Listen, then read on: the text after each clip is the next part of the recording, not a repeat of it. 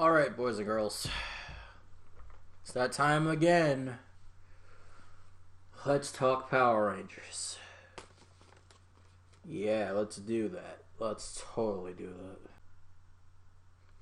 Alright, so as you all probably may know, is that this big idiot is a huge fan of guys in colored spandex beating up rubber-suited monsters, either in Japanese or American.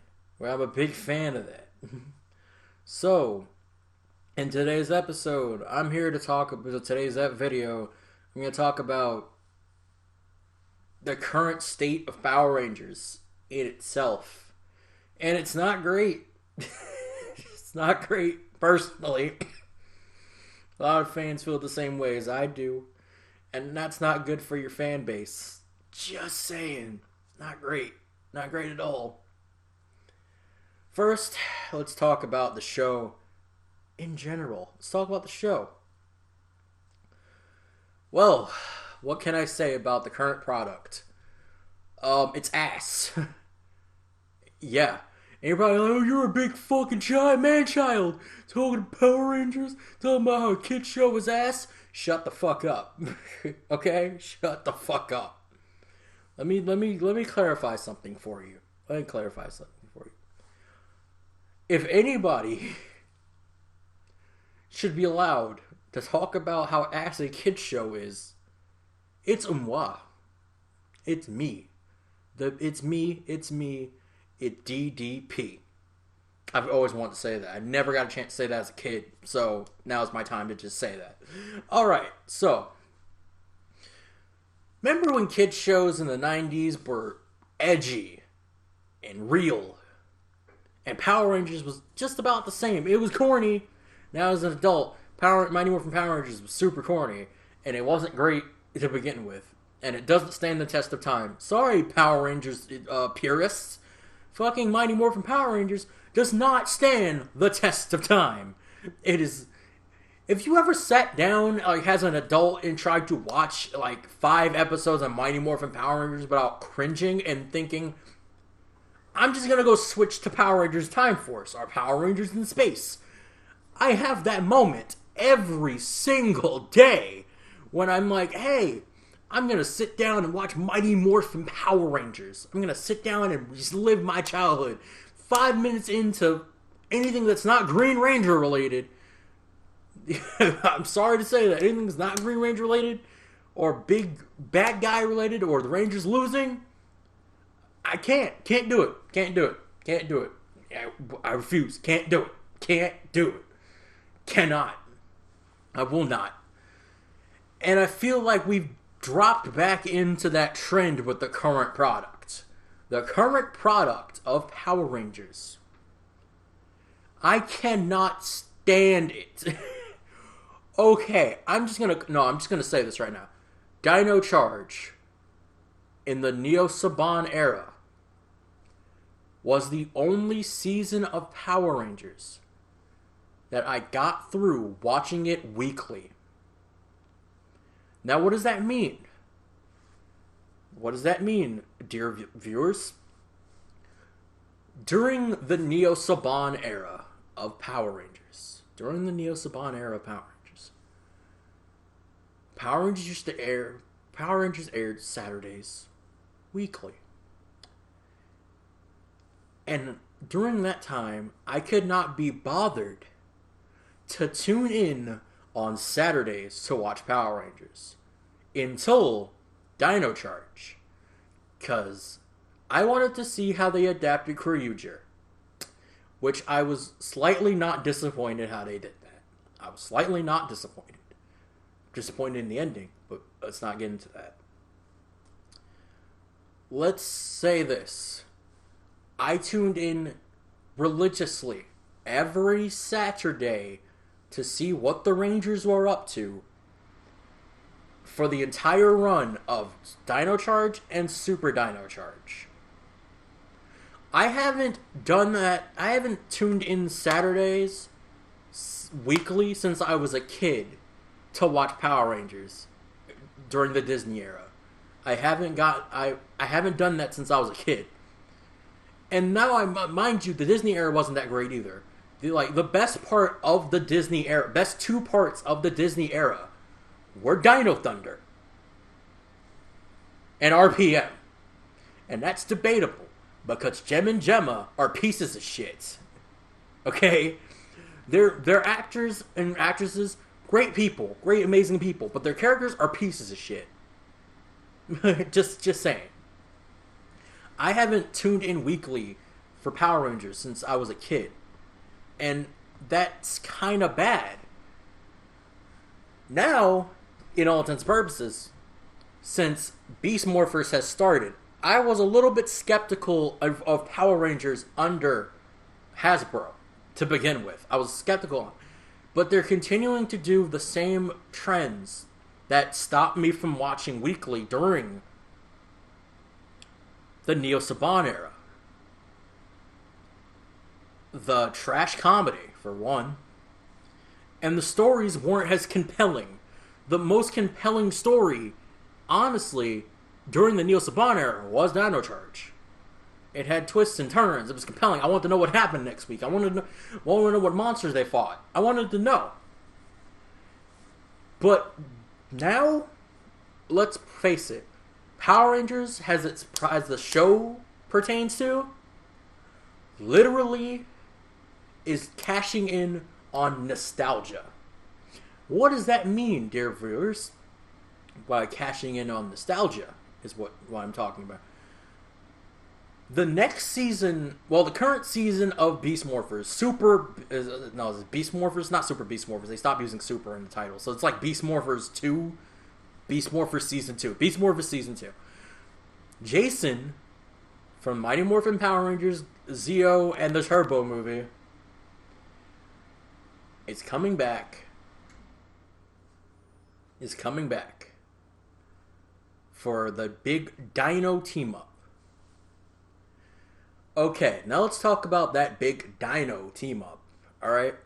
In Japan, Go Busters had a movie, which is called Great Dinosaur Farewell or something. I don't remember what it's called. I'll go back and look. Great Dinosaur Farewell, where the Dino teams teamed up to help the Go Busters. Now, what I mean by Dino teams, you got Dino Charge. Well, you got Kyuger, you got Jew Ranger, and you got Abba Ranger, which were the Dino teams. They showed up to help out the Go Busters. Now, if the Super Mega Battle, whatever the hell it was called, Ultra 64 Mega Battle, is any indication of what we're going to get during this big Dino team-up in America, I don't want it. I wanted it at first. I was like, okay, let's get everybody who's alive, everyone who is reasonably priced to come back and do the Dino team-up. It's not going to happen. I 100% bet you that half the Dino teams, or at least 2 members of each Dino team, is going to be Mega Force Rangers. They're going to be Mega Force Rangers. Because they're available. 100% available. Some of the Kyuger is not available because they're doing other things, which is understandable. And Trini can't come back because she's dead. But you can get Aisha. Aisha's not busy. She probably can't fit into spandex because she's thick. Like, damn. She cannot fit into spandex. And I'm pretty sure they're going to film American footage. So it's not going to happen. Actually, that would be good to see her in spandex. That's weird. No. It's a little bit strange. She won't come back. She won't come back anyway. So it doesn't fucking matter. She might. It all depends how much Hasbro wants to pay these people. Which, if any indication of how Saban used to work, it's not going to be much. Because Power Rangers is cheap and affordable. That's the only reason Hasbro bought it. The toys and the show is cheap and affordable to produce. Now, if they're going to go forward with this Dino team-up, this big Dino team-up, I would like the Dino Rangers, or whatever you want to call them, the Dino Rangers, to be up the forefront. Make the episode about them.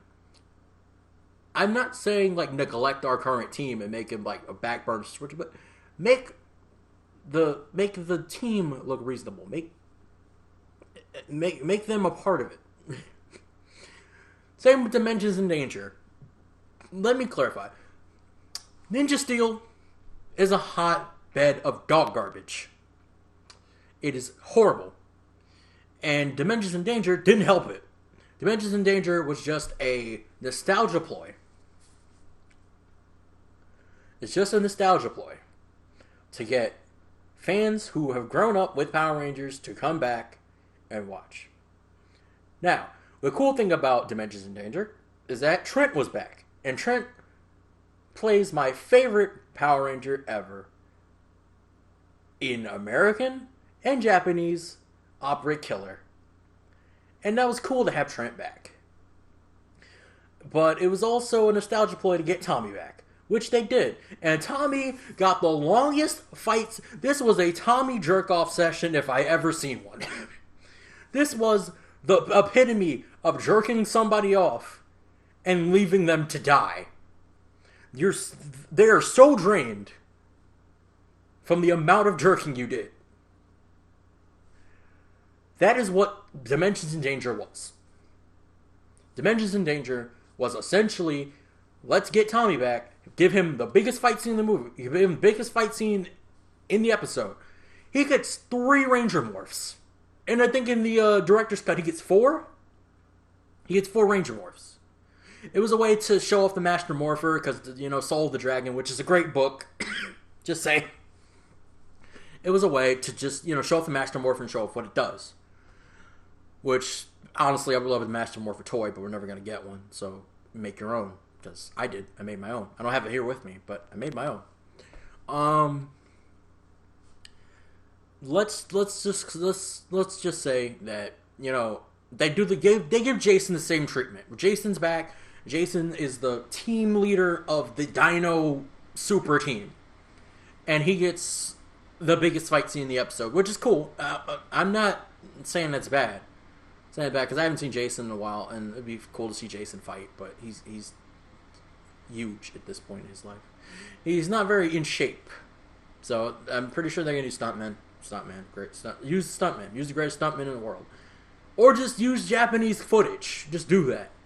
Just fucking... Also, if you're going to do the Dino Charge to team up, bring back Goldar. Because Goldar is in the Dino Farewell movie. Well, Gryffazor. Neo Gryffazor. You don't have to use... Because a Goldar suit is dead. Like, have you seen the Goldar suit lately? No. Just bring over the Neo Gryffazor suit. Okay? Have the Neo versions of each of the villains from Dino Charge, Neo Mesagog. They could make that be an American. Yeah, that would have to be an American creation. Neo Mesagog. And, Neo Deimos. What was the villain from Kyoryu? Deimos. Deimos was the villain from Kyoryu. I think it was a Neo version of that in that movie. Cannot remember. But, yeah, let's do that. Let's do that. Because the current product, Power Rangers, is cashing in on nostalgia. And the true thing we on it as fans are these. These are what we want as Power Rangers fans. We want compelling stories. We want action. We want to see our favorite Rangers back again. These are what we want. The show isn't for us anymore. Let's put it that way. The show is not for us who grew up with Power Rangers. The show is for people who are getting into Power Rangers. The show is for the kids who are just getting into Power Rangers. Showing our kids what Power Rangers is. Showing that's what Power Rangers, the TV show, is for. It may be garbage to us, but to them it could be a fantastic experience, a fantastic adventure they get to go on every week with their favorite superheroes. That's how comic books is to me, and that's how Power Rangers was to me as a kid. Hell, that's still how Kamen Rider is to me as an adult. Kamen Rider is a fantastic adventure I get to go on every week with my favorite fucking motorcycle riding bugmen. It's great. And this is what Power Rangers is for us now. Comic books. And this is what Power Rangers is for us.